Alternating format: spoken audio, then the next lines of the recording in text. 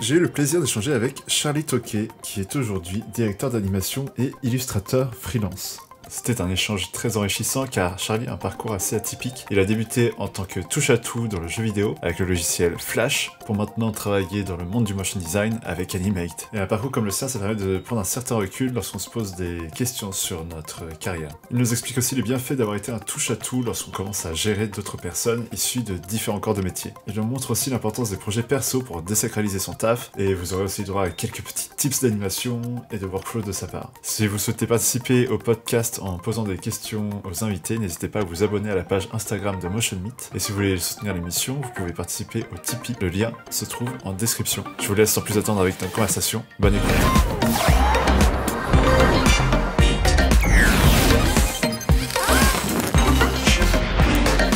Salut Charlie, bienvenue dans Motion Meet. Merci beaucoup d'avoir accepté l'invitation. Comment ça va aujourd'hui ? Eh ben ça va bien, merci à toi pour l'invitation.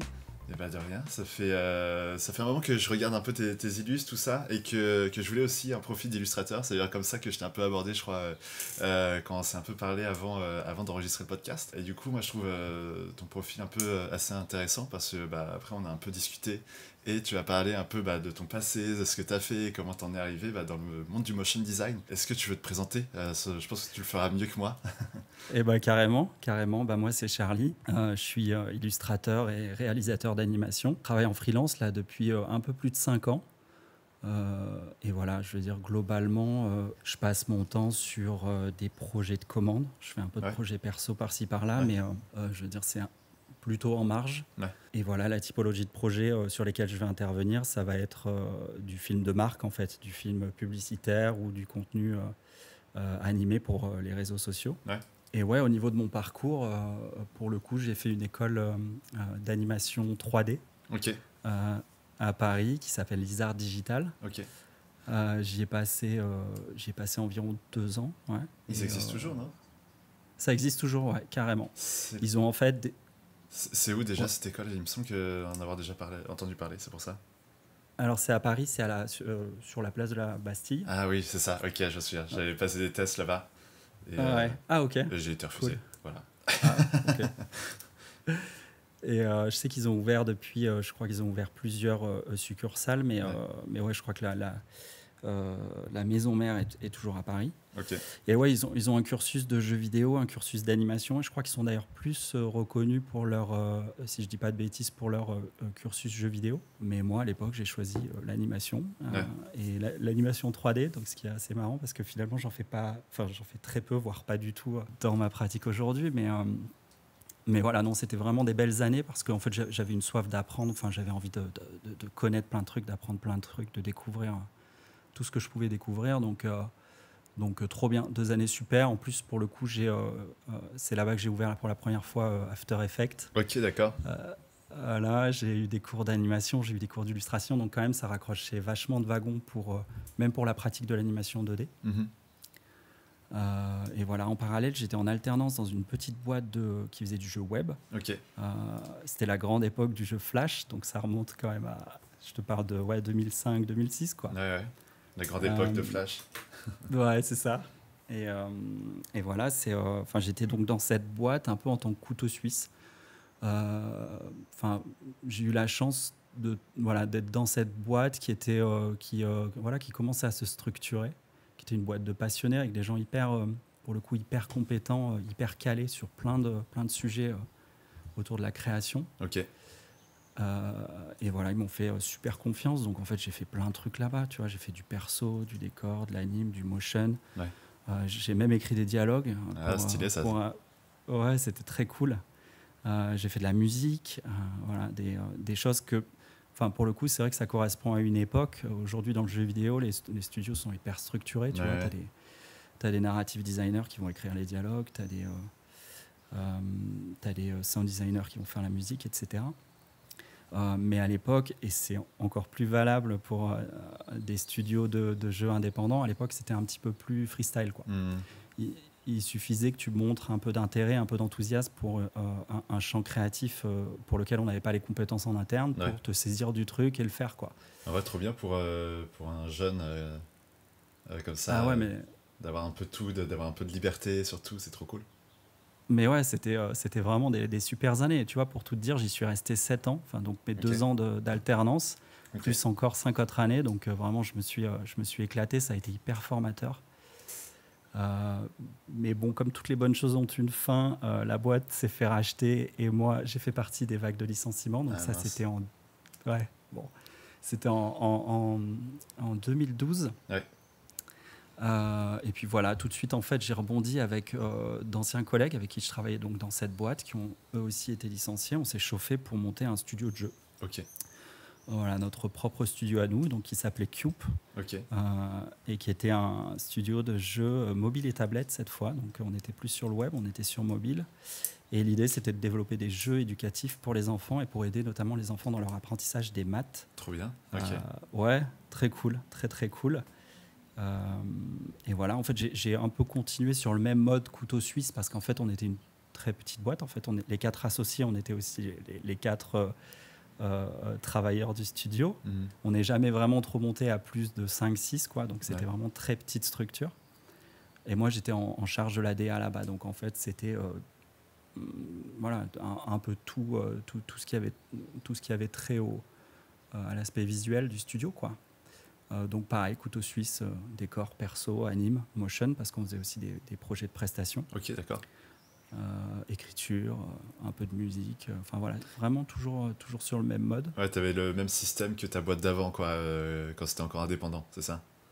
Exactement. Et, mais on va dire les contraintes étaient différentes en fait. Dans le premier studio, je le faisais parce que il y avait ce côté un peu studio en structuration, donc c'était freestyle.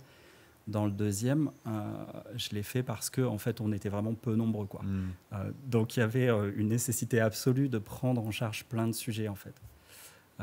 Mais c'était aussi, tout aussi cool en réalité parce que la finalité, c'est que ça m'a permis de faire plein de choses et de continuer à poursuivre le développement de compétences, de plusieurs compétences en parallèle. Donc ouais, très cool.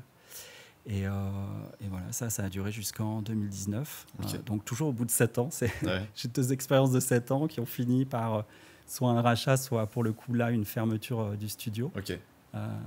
Et voilà, donc en 2019, je me suis un peu posé. J'avais 37 ans. Et puis je commençais à me dire, bon, il va peut-être falloir que je me spécialise dans un truc. Ok, d'accord.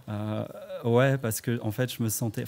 J'avais zéro frustration de faire plein de choses. Au contraire, c'est hyper nourrissant. Mais je commençais à sentir qu'en fait, j'étais pas trop mal dans plein de domaines, mais expert en fait en rien du tout. Ok. Et ça te frustrait un petit peu de te dire, j'ai pas mon truc à moi, quoi, ou c'est quelque chose comme ça, ou... Il y avait une pointe, ouais. En fait, je l'avais pas forcément trop conscientisé, mais en fait, je me suis mis à la conscientiser quand j'ai fait le point sur, bon, maintenant, qu'est-ce que tu fais? Est-ce que tu continues dans le jeu vidéo? Est-ce que tu te spécialises vraiment dans quelque chose? Et en fait, la réponse à cette question, elle est venue hyper naturellement. En fait, j'ai choisi les 2 disciplines dans lesquelles je m'éclatais le plus, à savoir l'illustration et l'animation. Ok, top. Ok, c'est intéressant ça. Parce qu'en fait, ce truc-là, c'est... je pense que c'est une question que tout le monde peut avoir en mode est-ce que on est mieux à être touche à tout? Et je pense que cette question-là, t'es peut-être le mieux placé pour y répondre. Tu vois, parce que toi, t'as eu un long moment où t'as un peu touché un petit peu à tout. Et là, t'as réussi à te spécialiser. Et qu'est-ce que tu conseillerais? Qu'est-ce qui t'a le plus apporté du coup? Plutôt être spécialisé dans quelque chose ou plutôt un peu touché à tout comme avant? Je vais avoir moi un regard un peu biaisé parce que je connais justement que le scénario où je touche un peu à tout et où je me spécialise.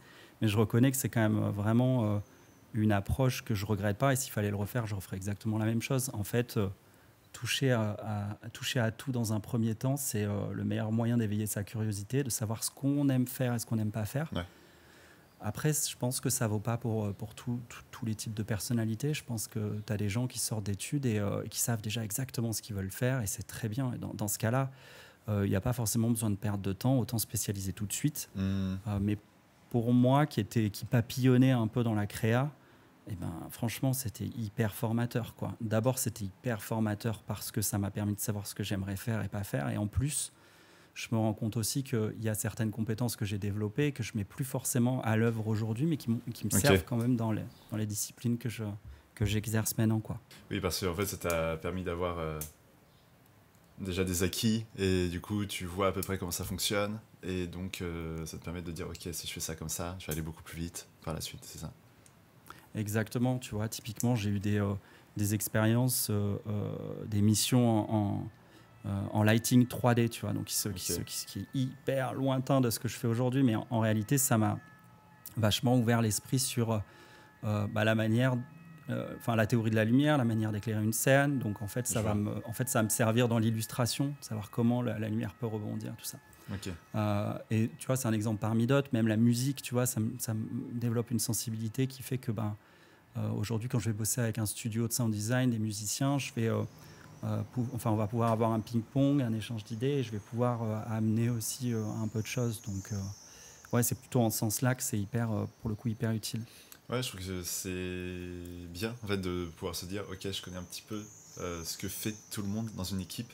Et du coup, derrière, ça va te permettre de faire, bon, c'est très bien cette base-là, comment est-ce qu'on pourrait l'améliorer? Et après, ça te permet d'aller chercher d'autres petites choses pour que, comme tu es en mode réel, je suppose, sur la plupart de tes projets, pour dire, ok, bon, est-ce qu'on peut pas aller là-dedans ou là-dedans, aller chercher ces petites choses en plus pour améliorer ta vision, enfin la vision peut-être de ton projet, quoi. Et du coup, là, depuis 2019, t'es en free, c'est ça? Tout à fait, ouais.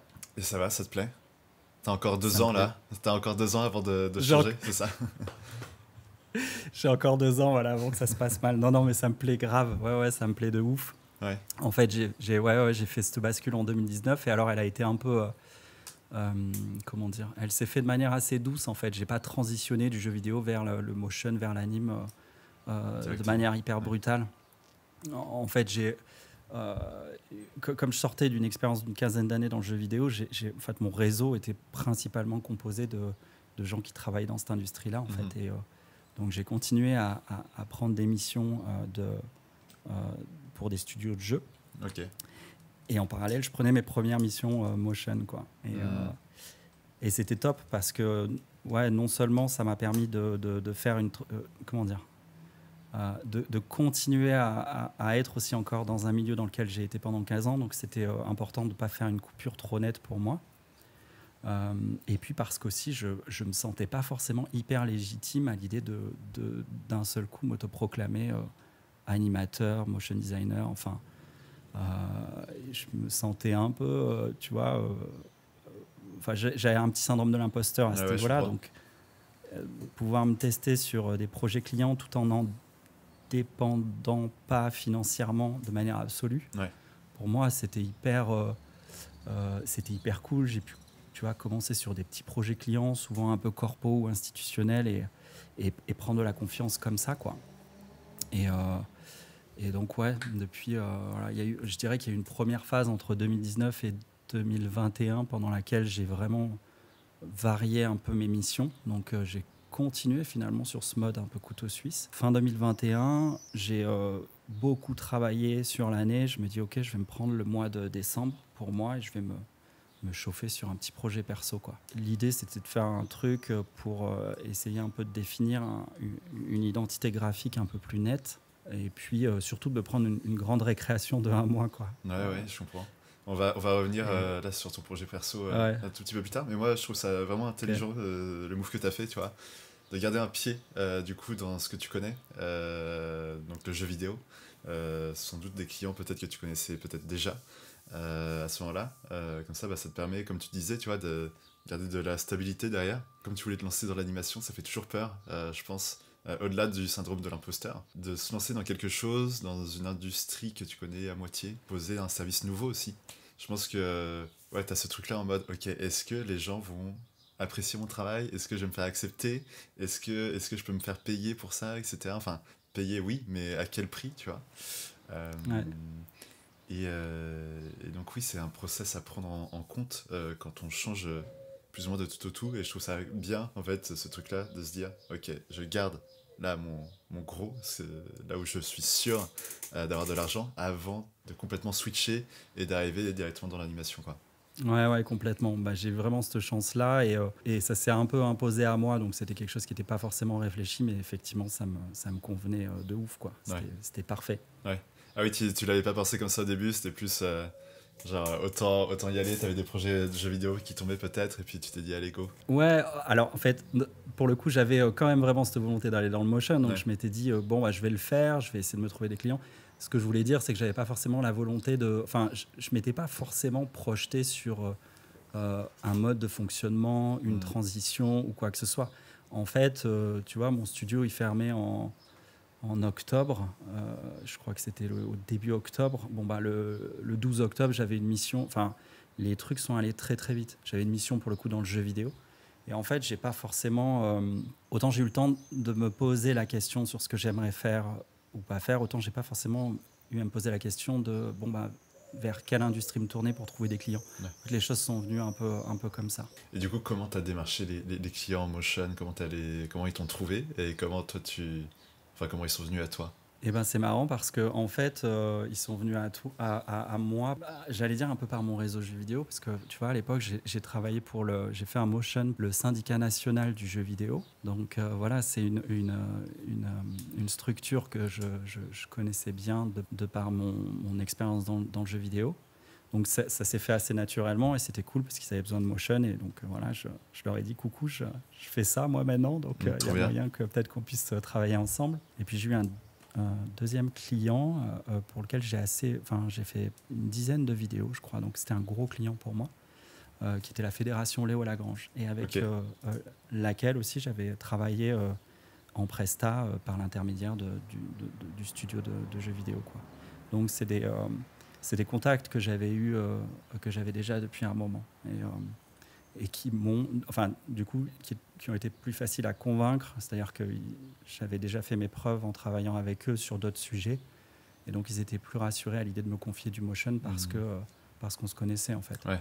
Donc j'avais pas de ref, mais je pouvais en tout cas les rassurer sur ma capacité à tout mettre en œuvre pour essayer de faire un truc cool, quoi. Sur ton professionnalisme derrière, quoi. C'est ça. Ok. Ouais, c'est ça. Et d'accord, et du coup, ce projet perso que tu as réalisé en décembre, qu'est-ce que c'était? En fait, c'est un film, un petit court-métrage de moins d'une minute qui s'appelle Money Time, et qui revisite un peu le mythe de David et Goliath, dans une imagerie un peu basketball, quoi. Et ouais, en fait, c'est un projet, comme je te le disais tout à l'heure, en fait, moi, je me suis dit, je vais plus prendre de projets, j'ai quand même bien bossé, j'ai fait pas mal de corpos. Je vais m'accorder une petite récréation d'un mois. Je sais pas trop dans quoi je me lance, je sais pas trop ce que je vais faire, mais je vais le faire, quoi. Et plus Noël, c'est parfait, quoi. Enfin, décembre, c'est soit tu fais des cartes de vœux chiantes, ou soit tu fais ça. En fait, c'est ça qui est marrant, c'est que c'était à la base une carte de vœux. Ah oui, que tu voulais faire pour toi? Ouais, pour moi et pour mon réseau. En fait, je voulais l'envoyer par mail. J'avais zéro ambition de le publier ou de le montrer ou quoi. C'était vraiment une carte de vœux, en fait, tu vois.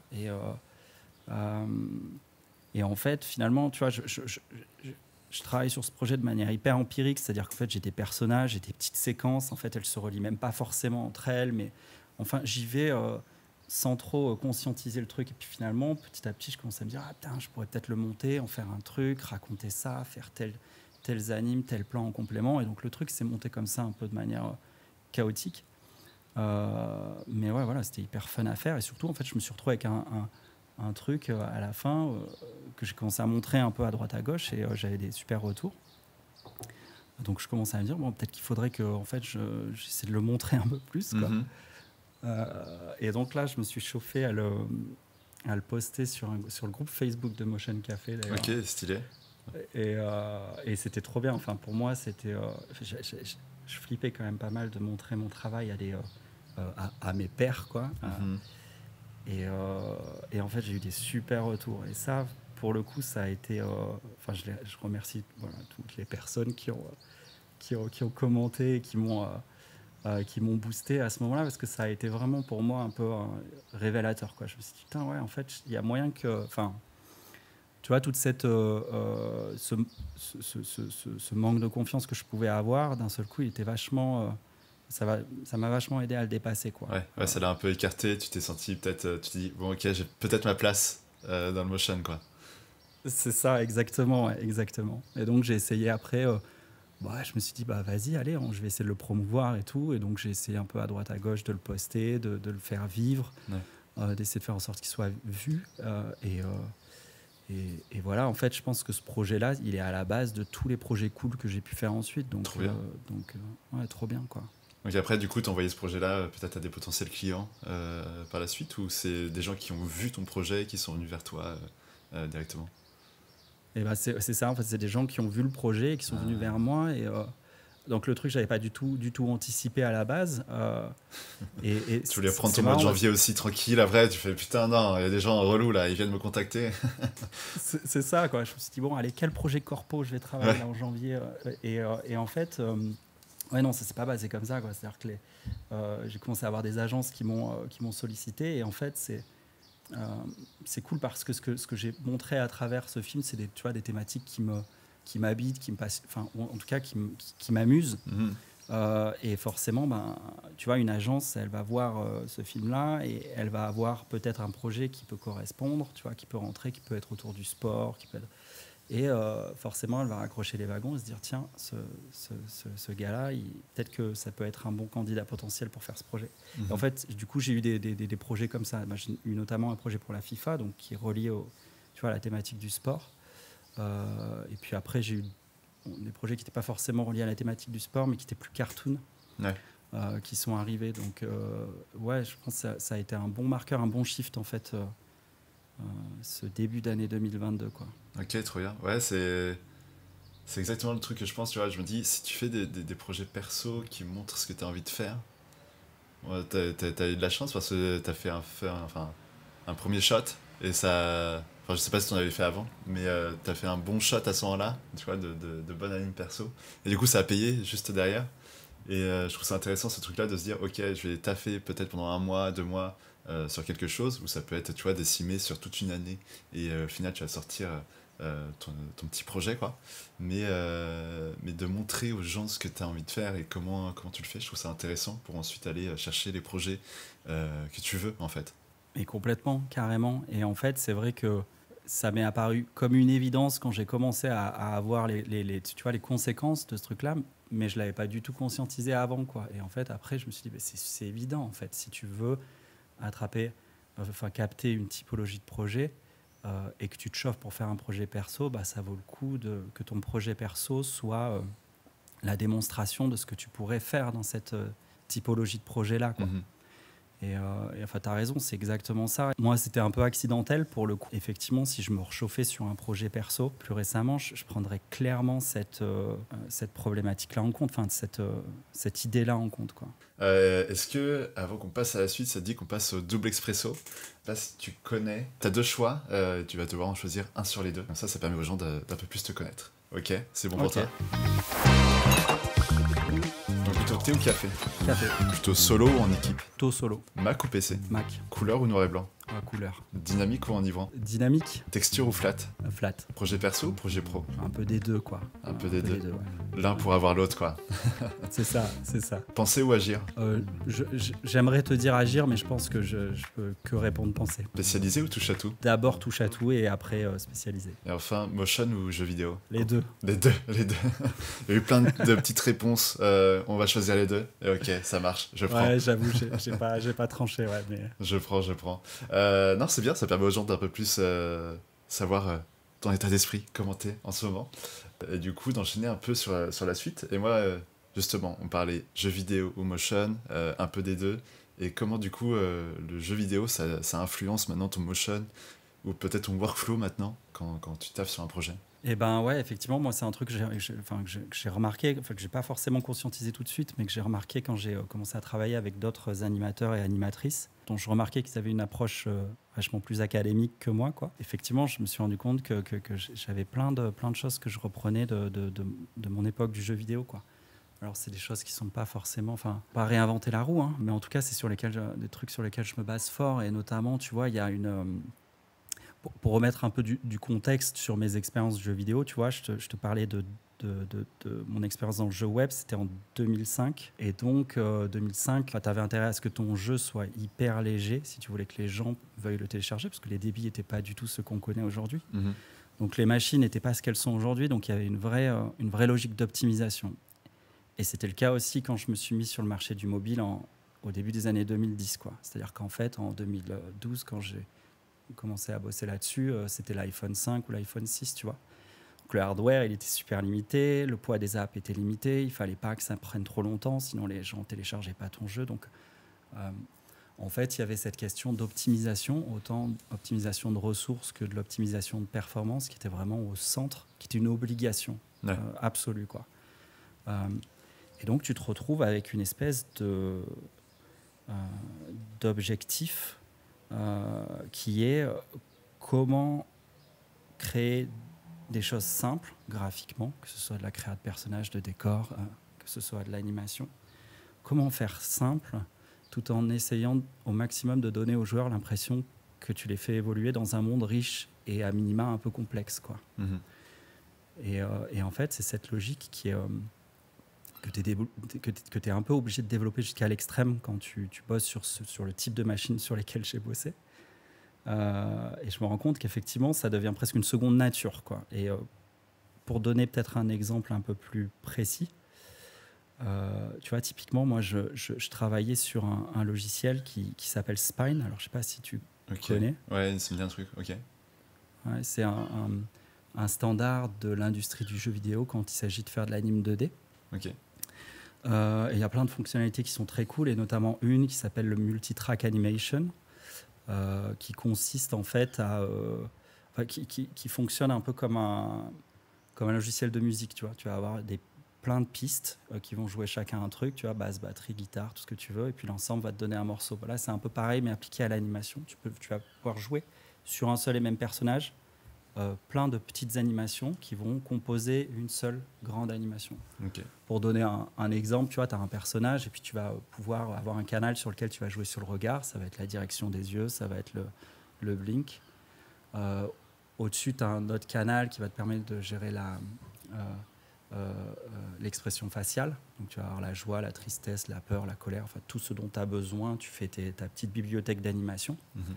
Par-dessus, tu as le haut du corps, donc ça va être poser un objet, prendre un objet, tenir une arme, tirer peut-être en l'air. Tu vas avoir le bas du corps, où là-dessus, tu vas travailler sur des animations qui vont être des marches lentes, marches rapides, courses, sauts, enfin... Voilà, tu te crées en fait des bibliothèques de petites animations qui vont agir sur certaines zones de ton personnage.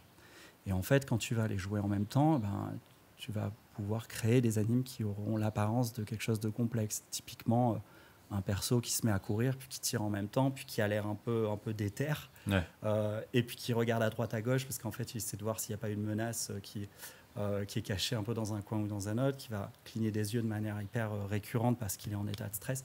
Et donc, en fait, tu construis une animation complexe en la décomposant en une somme d'animations plus simples. Et si tu pousses même le concept un peu plus loin, tu peux très bien te dire, en fait, je suis dans un jeu où j'ai un univers qui se passe dans le désert, il fait chaud, puis j'ai un univers qui se passe dans un monde de glace. Et là, j'ai besoin que mon perso il grelotte un peu. Enfin, il grelotte, soit un peu, ouais. Dans ce cas-là, je vais créer des bones un peu particuliers sur mon perso qui vont avoir cette fonction.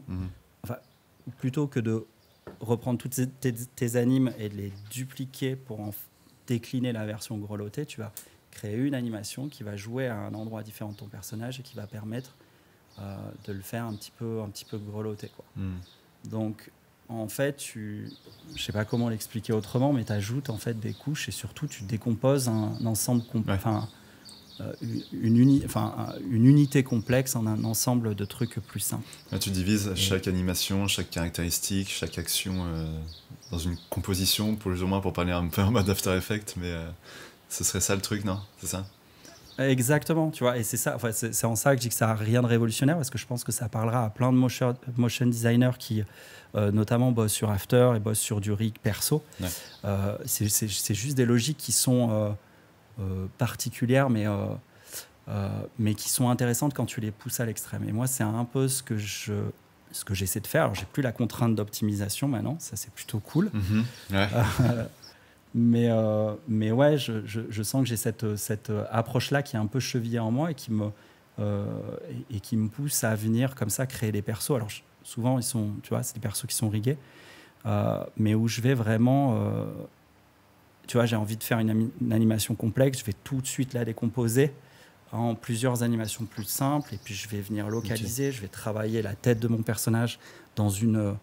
alors, je suis sur Animate, donc on dit dans un symbole, mais si l'équivalent After Effects, c'est dans une précomp. Je vais pareil gérer le bas de mon corps dans une précomp, je vais gérer le haut, le buste, parfois le bras, parfois la main. Enfin, c'est une décomposition qui peut aller assez loin, et en fait, je vais gérer un petit peu localement comment je vais animer mon objet. Et l'ensemble, jouer simultanément, peut donner l'impression d'une animation complexe, en fait. Et c'est un petit peu mon approche. Bon, c'est pas toujours le cas, mais globalement, je dirais 80 ou 70% du temps, c'est un peu l'approche que j'ai, quoi. Ok, ça marche. Voilà, après, il y a pas mal de petites autres choses, mais pareil, encore une fois, c'est presque du bon sens, mais tu vois, dans le jeu vidéo, il y a la nécessité d'avoir ce principe de loop. En fait, tu fais toutes tes animations en loop, quoi. Pourquoi ? Parce que tu as besoin d'une pause qui va faire le lien entre toutes tes animations sur ton personnage, quoi. Ouais. Donc, en fait, quand il va sauter, ton perso, tu as une pause par défaut, il va sauter, il revient à la pause par défaut, qui elle-même pourra permettre de transitionner à une pause de course, etc. Ok, je vois. Voilà. Et la logique de boucle, de voir tout en boucle d'animation, elle est aussi nécessaire pour l'optimisation, parce que tu es obligé d'aller vers la granularité la plus fine en termes d'animation. Et ça, pareil, je le vois au quotidien à quel point ça m'a mindfucké. C'est-à-dire que quand je suis sur un storyboard et que j'envisage, tu vois, une animation, ça va être une action qui va entraîner une réaction, qui va peut-être même entraîner une nouvelle action, etc. Donc un storytelling hyper linéaire. En fait, j'ai tout de suite cette espèce de schéma de pensée où je vais me dire que je vais individualiser des petites sections en me disant ça c'est une boucle. Dès qu'il y a même une micro-répétition, je vais établir et me dire ça c'est une boucle, boucle numéro 1, boucle numéro 2. Ça peut être une boucle plus une déclinaison de la boucle. Dans ta tête, ça doit être un truc genre en mode... c'est ça, c'est un peu du Lego, tu vois. Et je vois effectivement à quel point ce qui représentait en fait à la base une contrainte de laquelle je pouvais finalement aisément me libérer en travaillant sur de l'anime précalculé. En réalité, je ne m'en suis pas tant libéré que ça, et elle a vachement conditionné ma manière d'appréhender l'animation, quoi. J'imagine. Et du coup, par rapport aux autres motion, aux autres animateurs avec qui tu travailles, quelle est la différence ? Est-ce que vous arrivez à travailler ensemble déjà ? Comment ça se passe ? Est-ce que toi, quelle différence est-ce que tu vois au niveau des process, etc., entre un animateur, qui ne vient pas du jeu vidéo ? Eh ben, ouais, c'est intéressant. Et alors, pour le coup, pour répondre à ta question, oui, on arrive à travailler ensemble. En fait, il faut aussi un peu apprendre à se connaître et à savoir comment chacun et chacune travaille. Mais je dirais que leur manière d'animer, alors pour le coup, c'est vraiment du frame by frame, et c'est une approche académique dans le sens où ça va être des personnes qui vont travailler d'abord un rough qui va être pour le coup très très crayonné, mais un rough d'anime qui va permettre de poser un petit peu la structure. Comprendre un peu comment ça se passait, le mouvement, etc. C'est ça. Après, il y a une deuxième phase de tied-up, donc ça va être toujours du rough, mais le rough va être un petit peu poussé, un petit peu cleané, puis on va rajouter un niveau ou deux de détail, quoi, pour pouvoir se dire, ok, on se projette de plus en plus vers ce que pourra être le rendu clean. Et il y a après, effectivement, une troisième étape derrière qui est une étape de clean, quoi. Et tu vois, il y a pas vraiment cette idée... je remarque qu'il n'y a pas forcément cette idée de trouver la boucle à un endroit pour la faire répéter ou de gérer de manière très localisée certaines animations, mais au contraire, il y a une appréhension qui est très globale et qui est, pour le coup, que je trouve géniale aussi. Il n'y a pas de mieux ou de moins bien, et au contraire, en fait, ça amène plein de choses que je trouve qui ont énormément de valeur à mes yeux quand on travaille justement sur mes projets. Mais c'est bien justement d'avoir les deux. Et comment on travaille ensemble, pour le coup, ça va dépendre. Je pense qu'il a fallu qu'on se teste quand même sur un ou deux projets, qu'on sache un petit peu. C'est-à-dire que moi, j'étais là en mode, je vais vous faire des fichiers de layout pour que quand vous commencez, vous n'avez plus que l'animation à vous soucier. Et en fait, je me suis rendu compte que j'ai fait des fichiers de layout en fonction de comment moi j'animais, mais pas du tout en fonction de comment eux ils animaient. Donc finalement, ils ont récupéré ce fichier de layout, puis ils l'ont un peu retapé à leur sauce. Voilà, il y a la question du logiciel, tu vois, moi aussi, pareil, tu vois, je travaille sur Animate, donc anciennement Flash. Ouais. Puis je vais travailler avec des animateurs ou animatrices qui vont travailler sur TV Paint ou qui vont travailler sur Toon Boom. Voilà, donc, mais en réalité, voilà, c'est un petit coup de main à prendre. En fait, c'est une petite équipe de 3-4 personnes avec qui j'ai pris l'habitude de travailler à travers les projets. Et j'allais dire, je suis de plus en plus tranquille, justement, à l'idée de... C'est-à-dire qu'au début, j'étais vraiment en mode, bon, peut-être qu'il faudrait qu'on travaille tous sur Animate, comme ça, si jamais il y en a un ou une qui prend du retard, je peux récupérer le fichier, puis essayer de travailler dessus moi. Et puis petit à petit, je me suis un peu détendu là-dessus en me disant, en fait, je vois pas pourquoi je leur imposerais un logiciel à partir du moment où ils sont à l'aise. Enfin, finalement, je me dis, c'est important que tout le monde soit hyper à l'aise. Et donc très rapidement, j'en suis venu à dire, travaillez sur ce que vous voulez, travaillez de la manière dont vous voulez. Et en fait, je me suis rendu compte que c'est ce qui occasionnait, en fait. C'est là qu'il y avait les meilleurs résultats, en fait. Ouais. C'est là que tu es hyper surpris, tu te dis, putain, c'est génial, je ne l'aurais pas du tout vu comme ça rend trop bien. Enfin, trop cool. Ouais, donc c'est voilà, on va dire un apprentissage. Et, Ouais, je comprends le truc de se dire on va tout centraliser sur un seul logiciel, ça permet, comme tu dis, tu vois, d'être peut-être plus efficace si y en a un qui est peut-être malade ou tu vois, tu dois donner une animation à quelqu'un d'autre qui ne connaît pas ce logiciel-là. Mais d'autre part, comme tu te dis, en fait, l'autre n'a plus à se soucier d'apprendre un nouveau logiciel. Une fois que tu dis non, c'est bon, continue sur Toon Boom ou autre. Ok. Ouais, exactement. Et du coup, ouais, toi, tu travailles sur Animate, mais tu fais tout sur Animate? Ou est-ce que tu peux nous expliquer un peu ton process, ton workflow sur un projet? Eh carrément, ouais, alors c'est marrant parce qu'effectivement, ouais, pour le coup, je fais vraiment quasiment tout sur Animate. Okay. Quoi. Ça veut dire que la typologie classique de projet, c'est je vais recevoir un brief d'une agence avec un script qui est déjà généralement qui est déjà bien, qui est déjà écrit, quoi. Là-dessus, je vais commencer à créer mes persos et à créer un storyboard. Et je vais le faire directement dans Animate, quoi. Ok. En fait, ce que j'ai pris l'habitude de faire, ça c'est des pipes que j'ai mis en place au fur et à mesure du temps, mais en fait, ce que j'aime bien dans cette démarche, c'est que je suis dans Animate, je fais mon storyboard, et en fait, mon storyboard, il est pensé pour se transformer en une animatique très simplement et très facilement. Et cette animatique-là, ensuite, elle va être faite de manière à se transformer en fichier d'anime, quoi, derrière. Et en fait, j'ai l'impression que tout se fait de manière fluide et je ne perds pas de temps d'import, réexport en sortant du logiciel, puis en revenant.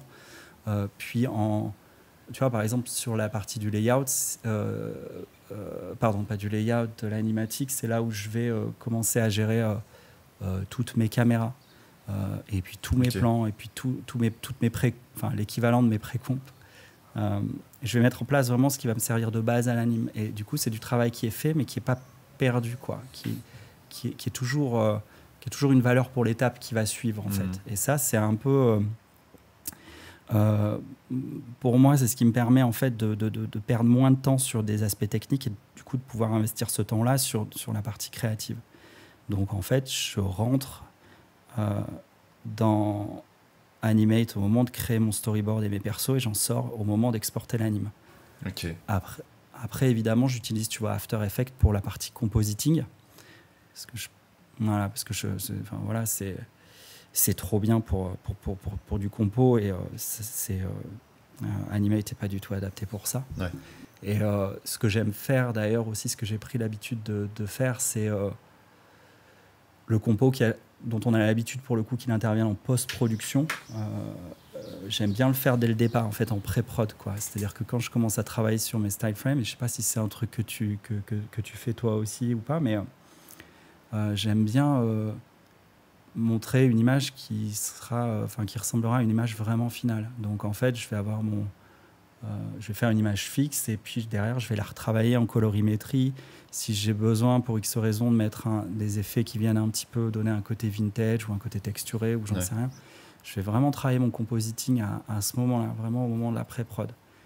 De cette manière, je fais valider au client vraiment ce que sera l'aspect final de son film.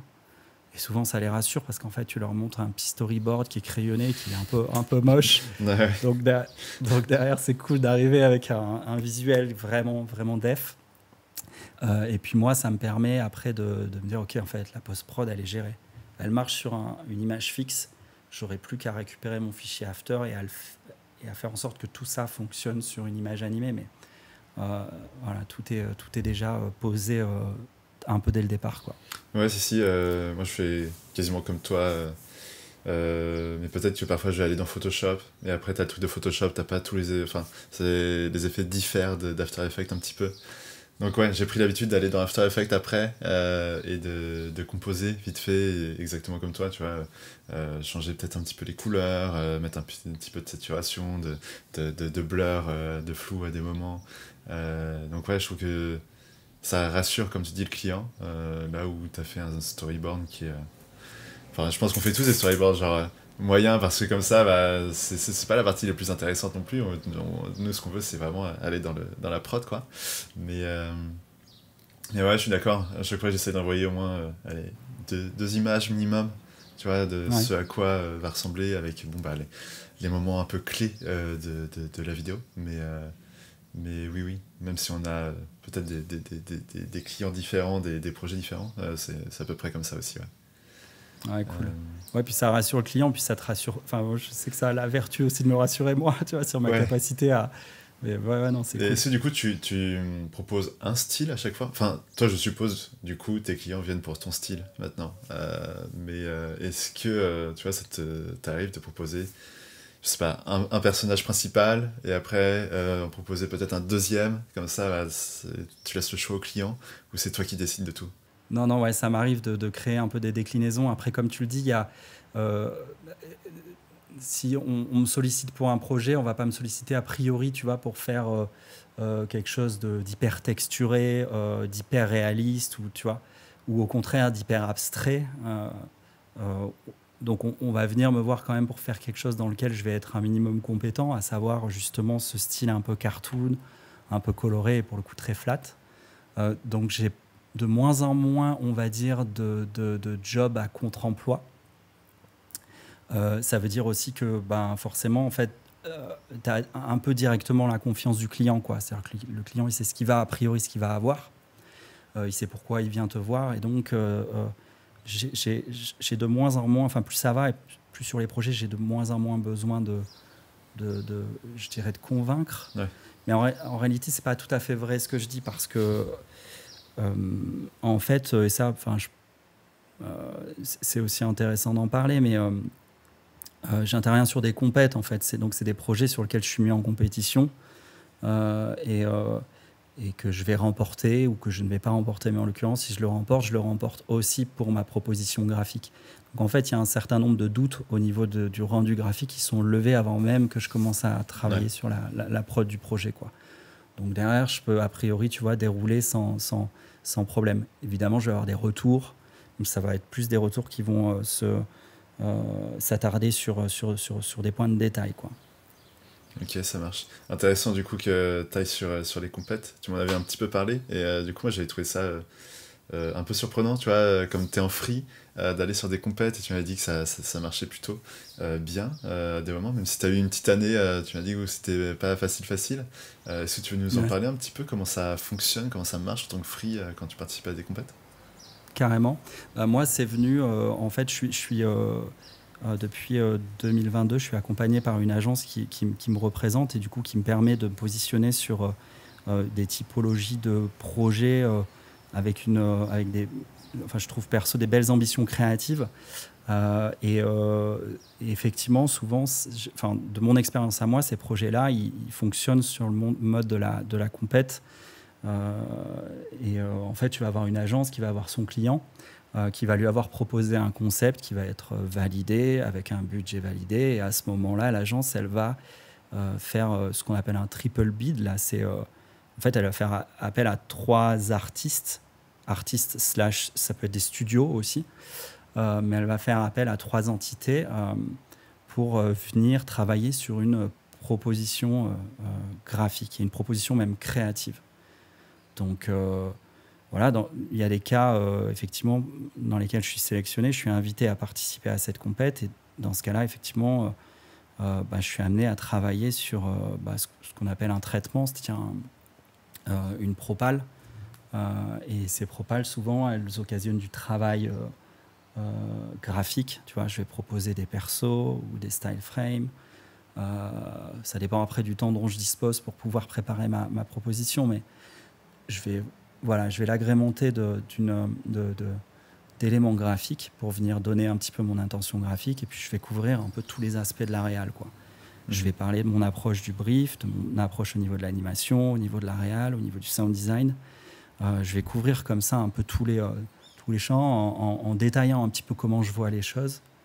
Et puis derrière, je leur envoie ma proposition.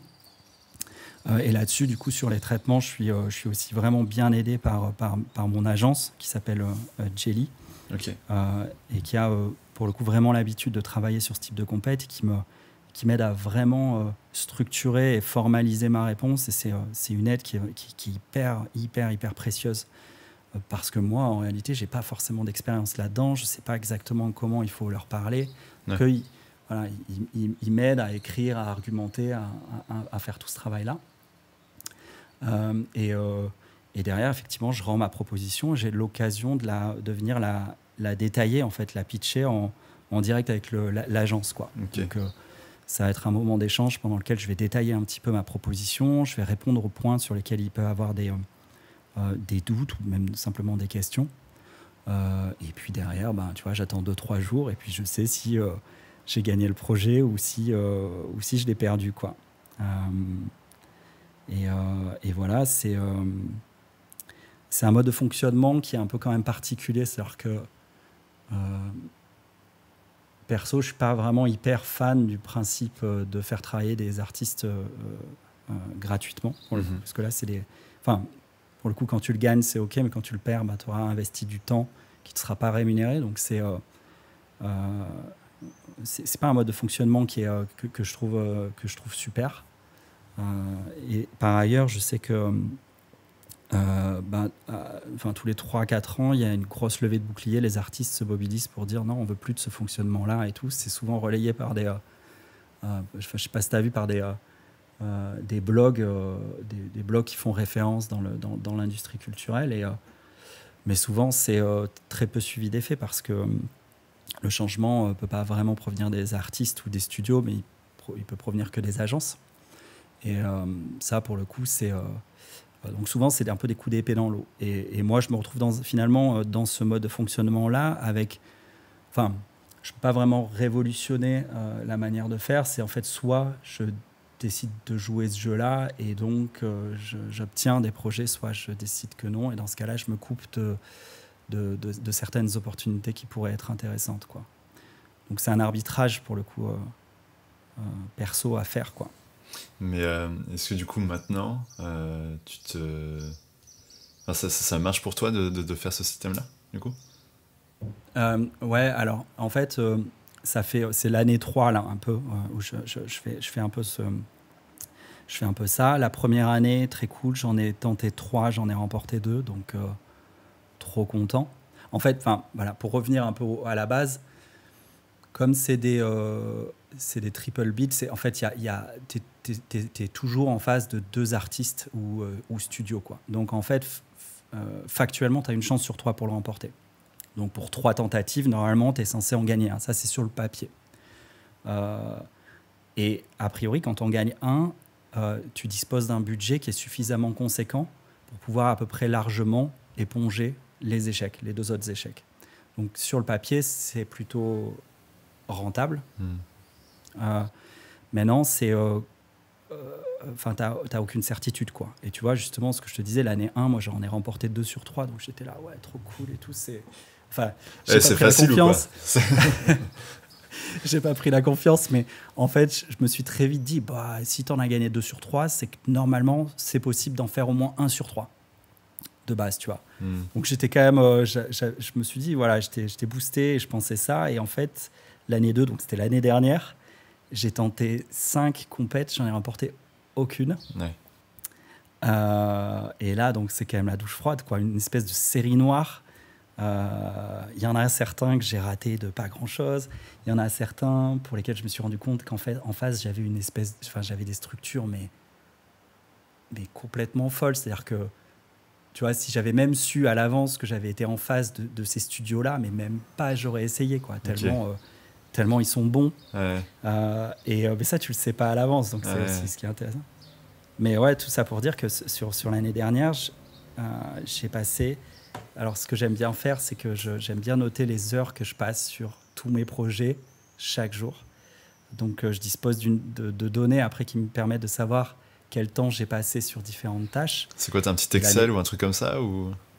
C'est un petit Excel, c'est ça, ouais. Ouais. Mois par mois, j'ai ma liste de projets, j'ai les heures passées. Ensuite, j'ai un espèce de gros tableau récap qui vient me dire « oh, coucou, à l'année, tu as passé tant de temps sur telle tâche. Okay. » Et là, j'ai pu me rendre compte à la fin 2024 que j'avais passé plus de 180 heures sur des réponses à des compètes que j'ai toutes évidemment ratées, donc qui m'ont pas été rémunérées.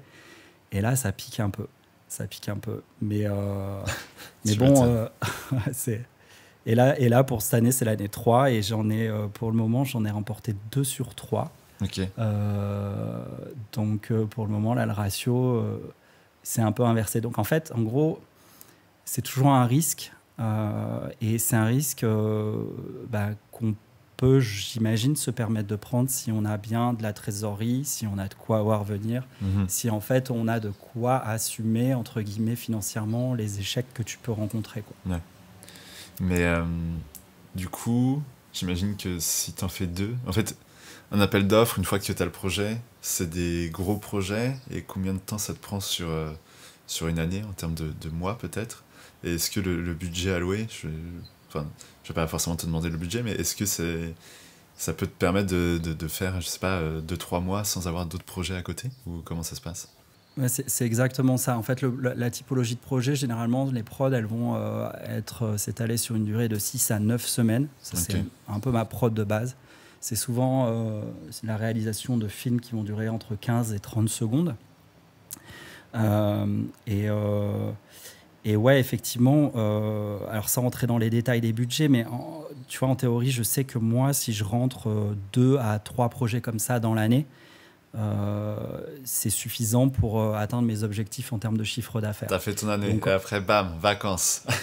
Et après, bam, quoi, temps libre, projet perso et tout ce que tu veux. Non, mais en fait, c'est c'est ça. Donc, en fait, je pense que c'est intéressant. Ça peut être intéressant financièrement, mais tu sais, t'as ce côté aussi un peu mettre tous tes œufs dans le même panier, quoi. C'est-à-dire que si tu ne fais plus vraiment des missions, tu sais, un peu plus quotidiennes, quoi. Tu sais, des petites missions qui vont te prendre une semaine pour telle agence, une charrette de l'autre qui va te faire 3 jours. Mais si tu vraiment finis par te focaliser que sur ça, effectivement, tu prends le risque de te dire, en fait, ok, j'ai raté trop de projets, je risque de pas faire mon chiffre dans l'année, etc., quoi. Mais ouais, globalement, effectivement, les budgets sont suffisants pour que tu puisses avoir aussi un peu de temps libre et pas forcément être obligé, tenu de travailler à temps plein pour vraiment faire ton CA, quoi. Ouais. Oui, c'est pour ça, c'est ma question en mode est-ce que ça vaut vraiment le coup de passer autant de temps à peut-être perdre quelque chose? Mais non, du coup, en fait, je pense que tu t'y retrouves vraiment bien par la suite, une fois que tu as ça. Et j'imagine, comme tu dis, si en compète, tu te retrouves face à des agences ou des studios, je pense que ça doit vraiment valoir la peine de participer à ce truc-là, quoi. Et du coup, toi, à côté, tu prends toujours des tafs un peu corp, pub, qui sont peut-être un peu moins dans ton style, ou pas du tout? Non, en fait, pour le coup, j'en prends de moins en moins. En fait, j'ai vraiment opéré un peu ce changement l'année dernière. Et tu vois, en fait, comme je l'ai dit, c'était la pire année à laquelle a amorcé ce changement-là. Mais effectivement, en fait, j'avais... l'année 1, donc j'ai fait ces projets-là. J'ai fait, comme je t'ai dit, j'en ai fait 2 sur 3 tentatives. Et en parallèle, j'ai fait aussi beaucoup de taf... j'ai pas envie d'appeler du taf de complément parce que c'est pas le cas, mais sur des projets un petit peu plus corpo, un peu plus ce que tu peux connaître au quotidien, quoi. En fait, je me suis rendu compte que ça me prenait trop de temps, en fait. C'est-à-dire j'avais vraiment ce quotidien de taf, plus ces espèces de gros projets sur lesquels je me mets quand même, perso, tu vois, pas mal de pression. Donc, en fait, quand on parle de ces projets-là, c'est 6 à 8 semaines, enfin 6 à 9 semaines. Mais ces 6 à 9 semaines, en tout cas, moi, personnellement, comment je les vis de manière hyper intense. Ok. Je bosse jour et nuit, week-end. Enfin, c'est des trucs, voilà, c'est des lourd. tunnels. Ouais. Et si je combine ces tunnels-là avec du boulot, tu vois, un peu plus, avec des horaires un peu plus corrects, avec des ambitions peut-être un peu moins élevées, ou peut-être de la difficulté, du challenge créatif un peu moins élevé, je vais me retrouver avec trop de taf et je vais plus tenir, quoi. Ouais. Et c'est un peu ce que j'ai expérimenté là en 2023. Donc 2024, je me suis dit, j'essaie de plus trop prendre les petits projets de complément. Je me focalise sur ces compètes et là, je rate tout. Donc, je peux dire que l'année 2024, en termes de temps libre, ça a été OK. J'ai quand même bossé sur quelques projets, ouais. Notamment en fin d'année, puis pendant l'été. Je suppose, histoire d'avoir un peu de chiffre d'affaires quand même. Ouais, c'est ça, il fallait quand même un petit peu assurer le quotidien. Et voilà, cette année, par exemple, tu vois, on est en juin et pour le moment, j'ai vraiment travaillé sur 2 projets, quoi. Je suis à la moitié de la prod de mon 2e projet de l'année, quoi. Ok, trop bien. C'est chouette, ça. Mais du coup, est-ce que parfois tu penses te dire je vais quand même prendre ce projet-là, mais je vais juste être en mode supervision et le déléguer à quelqu'un, ou tu préfères juste te dire non, ça va me prendre de la réflexion en trop dans mon cerveau, et du coup, je vais juste le refuser. Ouais, en fait, ça m'est jamais vraiment arrivé d'avoir vraiment 2 trucs en même temps qui soient vraiment trop compliqués à gérer pour que je ne puisse le faire seul, ou en tout cas de me faire aider, mais pouvoir globalement les gérer seul. Mais ouais, effectivement, j'ai quand même eu des cas de figure où j'avais pour idée, tu vois, de me positionner sur un projet que si je remportais, je me partagerais peut-être un peu la réal. Donc du coup, je vais solliciter un peu des personnes de mon entourage dont je sais qu'ils pourraient prendre en charge cet aspect réel. Mais pour le moment, non, le cas de figure, enfin, la compétence dont je te parle, je l'ai pas remporté au final. Enfin, le projet s'est pas fait. Donc au final, non, ça s'est encore jamais arrivé. Ce que je vais pouvoir avoir à faire de temps en temps, c'est dire, je peux pas le faire, je suis pris, mais par contre, ce projet, il pourrait correspondre à tel type de profil. Et puis, tu vois, je redirige vers d'autres profils, mais je vais pas prendre un projet si je peux pas vraiment le mener à terme de bout en bout, quoi. Ouais. Ok, ça marche. Et puis du coup, maintenant, donc on sait comment t'organises ton taf, entre ton taf de compète et puis les projets un peu plus petits. Mais comment est-ce que tu organises ton temps, du coup, entre ton travail pro, et est-ce que tu as encore du temps pour faire des projets perso à côté ou pas? Ouais, alors la balance pro-perso, c'est un sujet chez moi que j'ai jamais vraiment trop réussi à résoudre en 5 ans. Okay. Chaque année, je démarre l'année et je me dis, bon, allez, cette année, tu fais autrement, et puis tu arrives à résoudre ce problème-là. Chaque année, je mets en place une méthode qui ne fonctionne pas. Okay. Donc, j'ai pas trop encore de solutions. En fait, globalement, ce qui se passe, c'est que, comme je te le disais tout à l'heure, quand je suis sur cette typologie de projet, ouais.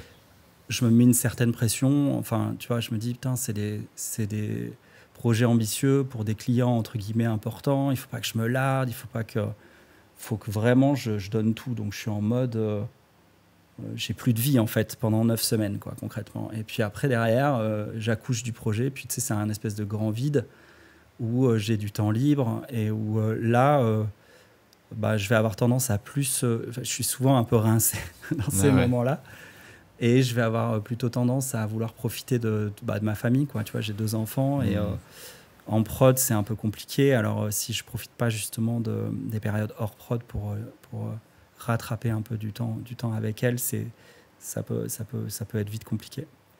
Donc en fait, je m'autorise pas tant que ça à avoir du temps pour les projets perso. J'ai un peu du mal, voilà, à m'organiser du temps pour ça. En fait, j'aurais pu le faire l'année dernière parce qu'il se trouve que j'ai eu du temps libre, en fait, un peu contre ma volonté, mais en fait, ce temps-là, en fait, je trouve que, enfin, je sais pas si ça le fait pour tout le monde, en tout cas, c'est vraiment très vrai pour moi, c'est que j'étais plus en mode stressé, en fait, à vouloir à tout prix rentrer un truc plutôt que l'esprit libre à me dire, tiens, je vais un peu divaguer sur mes... En fait, je pense qu'il faut quand même avoir une forme de sérénité sur ton chiffre d'affaires de l'année pour pouvoir vraiment s'autoriser à bosser sur des projets perso en toute décontraction. Et typiquement, là où j'aurais pu le faire, à savoir l'année dernière où j'avais du temps pour le faire, je ne l'ai pas fait parce que j'étais pas... En fait, mentalement, je n'avais pas la disposition d'esprit pour pouvoir le faire. Ouais, donc, j'imagine. Comme tu avais des petites frustrations, je pense, à côté. Peut-être que tu étais en mode, OK, comment gagner la prochaine? Qu'est-ce qu'il n'y a pas? Qu'est-ce que j'ai fait? C'est exactement ça, ouais. C'est exactement ça. Et ouais, j'aimerais bien quand même avoir... je prends le temps depuis cette année, tu vois, à défaut de faire des projets perso d'animation, je prends le temps, tu vois, d'alimenter mon compte Instagram cette année avec des projets d'illustration, en fait, qui sont plus perso. Et ça, c'est très cool parce qu'en fait, ça va me prendre une après-midi ou une journée grand max. Je tape mon illustration, je la poste et puis je passe à autre chose. Et il y a un côté très immédiat. Je peux le faire pas entre deux rendus, mais tu vois, en attente d'un retour client, je peux me lancer là-dessus. Il y a un côté très aussi désacralisé, quoi. C'est-à-dire que quand tu te lances dans un projet d'anime, tu as tendance à... Enfin, c'est pas ce que j'ai fait la première fois, mais en l'occurrence, c'est ce que je pense que je referais si je me lançais dans un projet d'anime, c'est te challenger, te questionner. Est-ce que mon sujet est le bon? Est-ce que mon sujet mérite d'être raconté? Tu vois, tu es dans une entreprise de réalisation qui est, que tu peux un peu mystifier, quoi. Et à l'inverse, une illustration, tu démystifies complètement l'acte créatif. Tu fais un truc en mode je m'amuse. Et donc, je le fais un peu plus, ça, ouais. C'est vrai qu'en tant que motion qui peut faire de l'illustration ou designer, c'est vrai que ne pas mettre d'animation, parfois, c'est un peu frustrant, où tu dis, OK, comment je pourrais faire ci, ça, ça. Alors que juste faire une illus, t'es OK. T'es en mode, OK, c'est bon, je peux me focus juste là-dessus, et ça t'enlève peut-être un poids, une sorte de poids derrière, je trouve. Que de penser à toute une histoire, peut-être, à comment rendre ça bien, est-ce que ça va être vraiment bien ou pas. Et c'est sûr qu'en termes de temps, faire un projet perso avec juste une image, c'est quand même pas mal, quoi. Comme tu dis, ça te prend juste une après-midi ou une journée et c'est cool. Alors que parfois tu passes une demi-journée à juste animer, tu sais, le blink des yeux d'un personnage parce que t'es pas content et tu fais bon, OK, qu'est-ce qui va pas, j'ai quoi aujourd'hui, quoi. C'est ça, carrément. Et puis en plus, ça t'empêche pas de poster ton illu, et puis si tu l'aimes bien, si elle t'inspire, te dire en fait je vais la préparer puis je vais l'animer, quoi. Un de ces quatre, je me prends une petite après-midi et puis je l'anime, et du coup tu la fais évoluer. C'est cool aussi, enfin, ça peut vraiment marcher comme ça sans trop de prise de tête, quoi. Ok, trop cool. Et puis en parlant d'anime, tout ça, moi quand je regarde tes animations de perso, je faisais ah ouais, c'est vraiment cool, quoi. Et je voulais savoir comment tu les préparais, en fait, tes animations de perso. Tu les fais sur Animate directement, je suppose. Je suppose que tu n'utilises pas de rig, potentiellement, peut-être. Et non, ouais, j'utilise pas de rig. J'anime pas du tout sur After. Donc tu vois, tout ce qui est Duik et tout, c'est complètement inconnu pour moi. J'en entends parler et j'aime bien, tu vois, entendre Daymotion en parler et tout, parce que tu vois, je raccroche des wagons, j'essaie de me figurer un petit peu ce que c'est et comment ça fonctionne, mais effectivement, moi, je l'utilise pas du tout. Je pense que je l'ai jamais téléchargé, en vrai. Ça pourrait être intéressant de le faire, mais en réalité, en fait, effectivement, je fais tout dans Animate, et en fait, j'utilise Animate depuis mes débuts dans le jeu Flash, pour le coup. Et donc, c'est un logiciel qui m'accompagne depuis... alors, pour le coup, c'est quand même pas la priorité chez Adobe de maintenir Animate et de mettre en place des nouveautés, tout ça. Je pense que c'est vraiment le vilain petit canard de la suite Adobe. Mais en fait, il permet vraiment de faire plein de choses aussi, quoi. Il est vraiment très cool. Ce que j'aime bien, c'est vraiment comment dire, le fait que tu puisses dessiner puis animer tout de suite, en fait. Et puis en plein milieu de ton animation, s'il y a une pose qui te convient pas, vas-y, tu la retapes. Enfin, as un côté vraiment très tout en un qui est hyper cool. Donc ouais, non, en fait, effectivement, je prépare... je fais l'essentiel de mes animes sous Animate. Et ouais, comme je te le disais, vu que c'est un logiciel qui m'accompagne depuis 2005, en réalité, j'ai commencé à le prendre en main. Il y avait peut-être le tiers des fonctionnalités qui sont présentes aujourd'hui. Et en fait, ça m'a amené à trouver plein de stratagèmes, plein de gruges pour contourner les manques du logiciel. Okay. Et qui me servent encore aujourd'hui, tu vois. Enfin, c'est marrant de se dire, entre-temps, ils ont amené la feature, mais en réalité, j'essaie de m'approprier la feature et je me rends compte qu'en fait, c'est cool, mais que la gruge que j'ai envisagée pour pouvoir faire mon rig, en fait, elle me permet plus de liberté ou plus de trucs. Elle est plus efficace. Et du coup, après, tu envoies un petit message à Adam. Non, mais les gars, regardez, c'est comme ça. C'est ça, ouais. Mais ouais, non, c'est un logiciel qui m'accompagne et je n'ai pas prévu vraiment d'en changer, même si j'aimerais quand même essayer de m'ouvrir à d'autres choses. Tu vois, je vois Cavalry notamment, je vois Rive aussi qui a l'air vraiment assez cool. Ouais. Et voilà, c'est des trucs qui m'intéressent, mais ouais. Mon logiciel sûr, c'est Animate. Ouais. Après, Cavalry et Rive, c'est pour des utilisations peut-être différentes de ce que tu fais. Cavalry, c'est vraiment pour du motion, pour du graphisme, quoi. Alors, je me trompe peut-être, mais je pense que c'est moins fait pour l'animation de personnages ou un peu style dessin animé, comme t'as. Donc, c'est bien pour... tu vois, avoir des graphismes, enfin, ça te permet d'avoir des gruges, comme tu dis, tu vois, assez rapides, que tu n'as pas dans After Effects. Et du coup, combiner Cavalry et After Effects, c'est quand même assez puissant, parce que ça te permet d'avoir des mouvements en 2 secondes dans Cavalry qui te prendraient 2 heures à faire dans After. Okay. Et de faire des itérations vraiment... d'en faire pas mal et pour trouver celle que tu veux au final. Du coup, c'est assez simple. Si tu veux, After, c'est Photoshop et puis Cavalry, ça va être Illustrator. Mais j'ai vu des gens animer des persos dedans, mais je sais pas si ce sera aussi fluide que ce que toi tu fais à l'intérieur. Mais peut-être que je me trompe là-dessus. Ouais, non, mais je pense que tu as raison, effectivement. Moi, c'était vraiment plus le truc d'y aller un petit peu par curiosité, et puis de découvrir, peut-être même de me tester sur autre chose, tu vois, qui serait pas forcément mon style, mais essayer un peu d'apprendre, et puis après, effectivement, dans un second temps, me dire qu'est-ce que je peux éventuellement récupérer, qu'est-ce qui peut être bénéfique dans ces softs pour mon style, ou comment même l'utilisation de ces softs peuvent... même influencer mon propre style. Enfin, tu vois, il y a quand même un truc aussi intéressant à l'ouverture. Après, c'est peut-être pas forcément les bons softs pour moi, vu la typologie de style que je peux avoir. Mais en tout cas, ouais, cette idée d'aller explorer aussi un peu d'autres choses, c'est un truc qui est aussi un peu dans ma tête, quoi. Oui, c'est ça, c'est toujours bien d'être curieux, de voir ce qui se fait, de se dire, ok, comment est-ce que je pourrais le tourner dans ce que je fais. C'est comme, je sais pas, je pense que tu disais, tu as fait de la 3D toi au début. Je pense que ça doit t'aider pas mal à imaginer, comme tu disais, des plans, des lumières, etc. Pareil, hier, je regardais une de tes vidéos et je me disais, comment est-ce qu'il a pensé ce plan-là ? Parce que tu vois, c'était pas vraiment. En fait, c'est jamais très droit dans ce que tu fais. Tu as toujours un petit angle un peu en contre-plongée, en plongée ou quelque chose comme ça.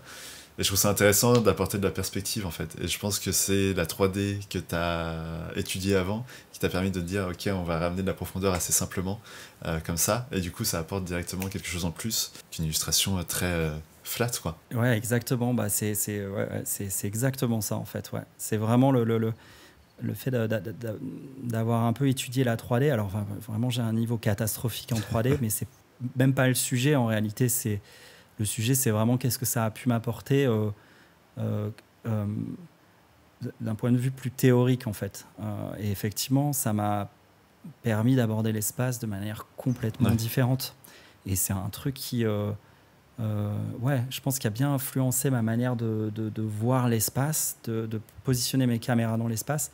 Alors, il y a un truc, tu vois, si tu remarques, c'est jamais des mouvements de caméra ultra dynamiques qui vont tourner autour du personnage, qui vont suivre un personnage qui est en run et tout ça. Moi, j'adore ces plans-là, mais je me sens vraiment incapable d'aller sur ces sujets-là. Et donc, j'aime bien l'idée de prendre le contre-pied de ça et d'avoir une réal qui est peut-être un peu plus soft, alors qui va chercher quand même la profondeur et qui va chercher à donner, à avoir vraiment un espace dans son ensemble.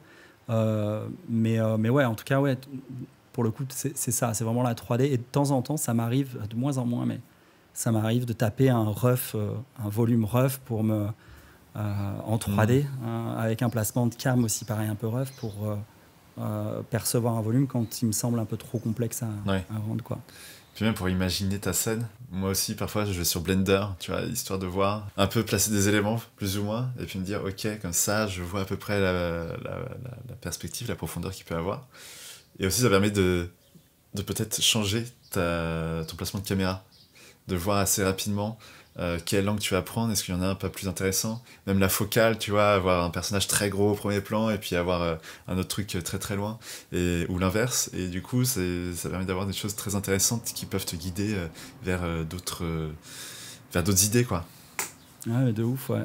Après je trouve ça intéressant de pas forcément maîtriser la 3D, parce que tu vois, je pense que moi non plus j'ai pas un gros niveau dedans, mais suffisant pour placer un cube et un autre cube quelque part, le déformer un tout petit peu et aller voir un peu ce que ça peut me créer par la suite.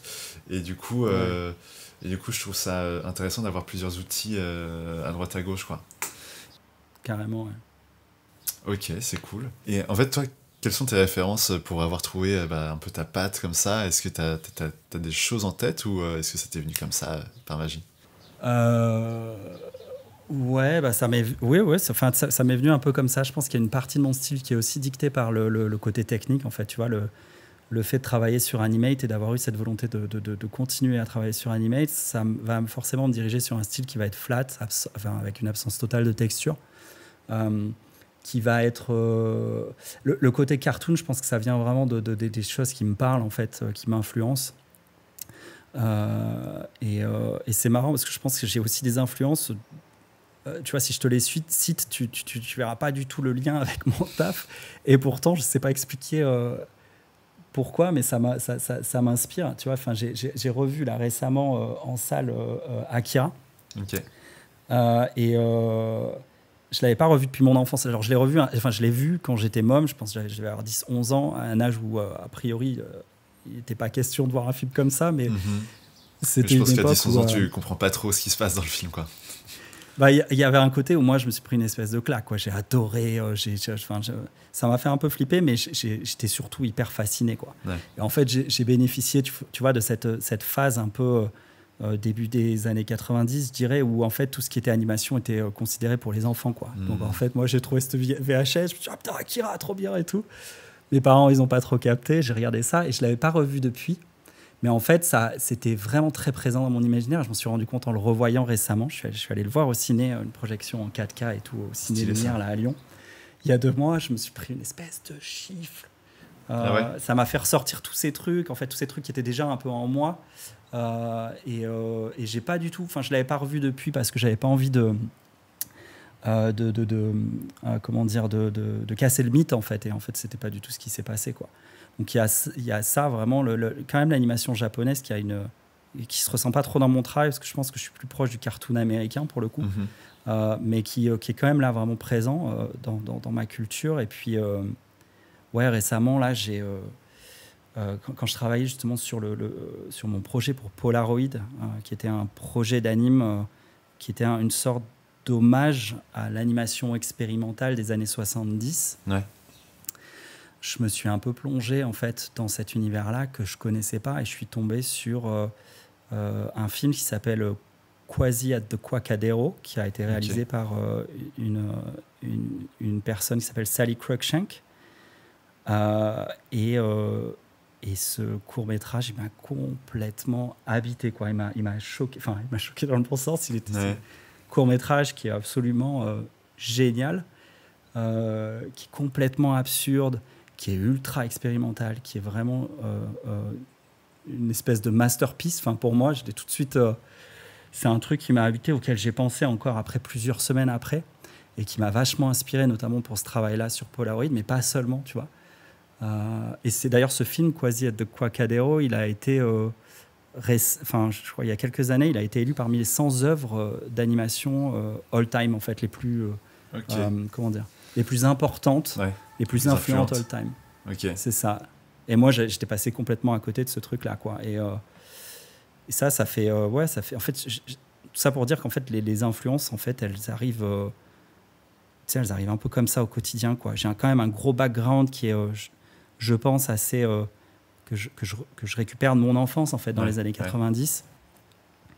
Et puis en fait, elle continue de se construire au gré de ce que je peux voir un peu tout le temps, quoi. Ouais. Après, l'animation japonaise, ça ce truc-là aussi où surtout un peu plus maintenant avec les animes, enfin avec les dessins animés qui sortent quotidiennement, où ils font le moins d'images possible et essayer d'avoir une image dynamique. Je sais pas combien d'images, je crois que c'est peut-être en 8 ou en 12. Et du coup, toi, tu as cette même contrainte-là, plus ou moins, enfin pas cette contrainte, mais ce style-là où tu vas essayer d'avoir une boucle ou avoir des images assez clés pour rendre ton animation assez fluide au final. C'est exactement ça, et c'est complètement ça. C'est-à-dire que l'animation japonaise, elle va pas forcément m'influencer dans le style à proprement dit, mais plutôt t'as raison, dans le style d'anime ou dans cette intelligence dont ils font preuve pour créer des raccourcis d'anime qui fonctionnent de ouf, en fait. Et ça, c'est fascinant quand tu commences à plonger un peu là-dedans. Et ouais, alors moi, j'essaie modestement de m'en inspirer parfois. Et puis je pense que ça rejoint un peu les wagons de ce que je t'expliquais tout à l'heure par rapport aux jeux vidéo, c'est-à-dire l'espèce de besoin d'aller au plus simple. Ouais. Je trouve que l'animation japonaise, elle a vraiment cette capacité-là à se simplifier la vie et à trouver des solutions pour à la fois simplifier la vie et rendre ultra dynamique leur animation, quoi. Et ça, c'est vraiment un truc, effectivement, en fait, dans lequel j'ai pas de mal à essayer d'aller piocher, quoi, pour le coup. Ouais. Et après, ils vont faire des vidéos à 60 images par seconde, et là, tu prends une énorme claque et tu fais OK, bon, bah, j'arrête tout. C'est ça. Ouais, j'arrête, c'est bon, je quitte tout. Moi, je voulais savoir, est-ce que tu as quelqu'un que tu aimerais voir dans le prochain épisode de Motion Meet? Peut-être pas dans le prochain, mais dans le futur. Ouais. Eh ben, carrément, ouais. J'aurais tendance à te conseiller d'inviter une artiste qui s'appelle Dalcafine. Okay. Je sais pas si tu connais son taf. Si, il me semble qu'elle est passée chez les Apéro Motion, non? Ok, ouais, possible, ouais. Et voilà, c'est une artiste dont moi j'adore le travail, qui est hyper multidisciplinaire. Ok. Elle fait autant d'illus que de motion, elle fait des murales, okay. Elle fait du VJing aussi. Et toujours avec son style qui est vraiment très à elle, pour le coup moi je suis hyper fan, ouais. Et qui est vraiment un style hyper singulier, très coloré, et ouais, moi j'aime beaucoup son travail et je pense que ça pourrait être intéressant de l'inviter pour qu'elle te parle un peu de toutes ces casquettes qu'elle peut avoir dans sa pratique artistique, quoi. Bah écoute, carrément, c'est noté, je la mets dans la petite liste des gens invités prochainement. Et cool. Je voulais savoir, est-ce que tu as un petit tips aussi pour ceux qui débutent, ceux qui se mettent peut-être en free, ceux qui débutent dans le métier de motion, d'animateur ou autre? Ouais, alors je pense que je vais pas révolutionner le truc, mais ouais, peut-être cette idée de rester curieux, quoi, de rester, d'essayer de s'ouvrir plein de portes pour vraiment savoir dans quoi on aime, voilà, les disciplines qu'on aime, celles qu'on aime un peu moins. Donc ouais, super cliché comme conseil, mais je trouve que c'est bien. Parfois on a peur d'aller explorer d'autres choses en se disant non mais je dois faire que ça, alors que parfois en fait on doit faire peut-être autre chose, tu vois, et c'est bien d'oser faire quelque chose d'autre, c'est ça, d'oser rester ouvert et ouais, et je dirais peut-être effectivement ne pas s'empêcher, essayer de travailler sur des projets perso qui seraient des espèces de templates de projets sur lesquels en fait on aimerait bien être embauché et gagner de l'argent pour le faire, quoi. Donc ouais, je dirais vraiment ces deux approches là déjà, elles me semblent aller dans le bon sens pour vraiment débuter et essayer de faire une carrière là-dedans. Ok, super. Écoute, merci beaucoup pour ton temps, merci beaucoup d'avoir échangé toutes tes petites astuces, tout ton savoir là-dessus, et puis on se dit à une prochaine du coup. Trop cool, ouais, merci à toi pour l'invitation et ouais, à une prochaine. Allez, ciao. Merci d'avoir écouté l'épisode. S'il vous a plu, n'hésitez pas à mettre un pouce bleu ou les 5 étoiles et à le partager. Si vous voulez participer aux différentes rubriques et être au courant des actualités du podcast, vous pouvez le suivre sur Instagram, LinkedIn ou encore Thread. Si vous souhaitez soutenir l'émission, vous pouvez faire un don sur le Tipeee de Motion Meet. Tous les liens se trouvent en description. Merci à vous et à la prochaine.